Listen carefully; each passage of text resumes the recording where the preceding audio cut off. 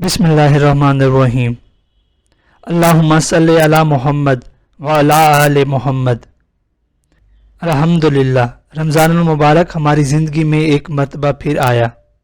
अन हज़रत सल्लल्लाहु अलैहि वसल्लम का फरमान है, होशियार तवाना वो है जो अपने नफ्स को काबू में रखे और आखिरत की नजात व कामयाबी के लिए अमल करे, और नादां नातवां वो है जो अपने आप को अपनी ख्वाहिशात नफ्स का ताबे कर दे और बजाय अहकाम इलाही के अपने नफ्स के तकाज़ों पर चले और अल्लाह से उम्मीदें बांधे।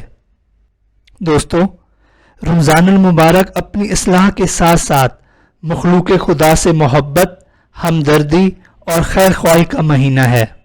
ये अपना एहतसाब करने का महीना है। अपनी खामियों की एक फहरिस्त बनाएं और नहीं तो एक एक करके उनसे बचने का एहतमाम करें।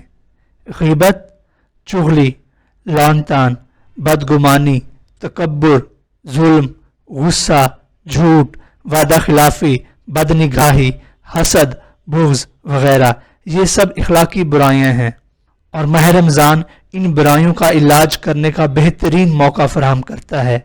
इस मौके को ज़ाय मत कीजिए। समाजी, ख़ानदानी और घरेलू दायरे में अपने साबका रवैयों का खालिसतन आखिरत के नुक्ता नज़र से जायज़ा लें। नबी अकरम सल्लल्लाहु अलैहि वसल्लम ने रमज़ानुल मुबारक को हमदर्दी और गमगुसारी का महीना करार दिया है। हमदर्दी का एक पहलू किसी रोज़ेदार का रोज़ा अफ्तार करवाना भी है। नबी करीम सल्लल्लाहु अलैहि वसल्लम ने अफ्तार करवाने की तरगीब दी है। नबी अकरम सल्लल्लाहु अलैहि वसल्लम का फरमान है, जो शख्स किसी रोज़ेदार का रोज़ा अफ्तार कराए तो उसके लिए गुनाहों से मगफरत और दोज़ख की आग से रिहाई है। उसको उतना ही सवाब मिलेगा जितना रोज़ेदार को, और उससे रोज़ेदार के सवाब में कोई कमी नहीं आएगी।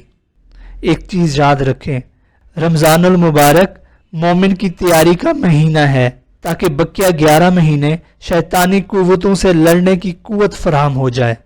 नमाज के बाद सबसे बड़ी इबादत अल्लाह की राह में खर्च करना है। नबी अकरम सल्लल्लाहु अलैहि वसल्लम सारे इंसानों से ज़्यादा फ़याज़ और सखी थे, लेकिन रमज़ानुल मुबारक में आप सल्लल्लाहु अलैहि वसल्लम बारिश लाने वाली तेज़ हवा से भी ज़्यादा सखावत फरमाया करते थे।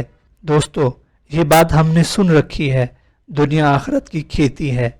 आखिरत की तैयारी के लिए अल्लाह ताला ने जो मोहलत हमें दे रखी है उसका नाम ज़िंदगी है। ये मोहलत किसी भी वक्त ख़त्म हो सकती है।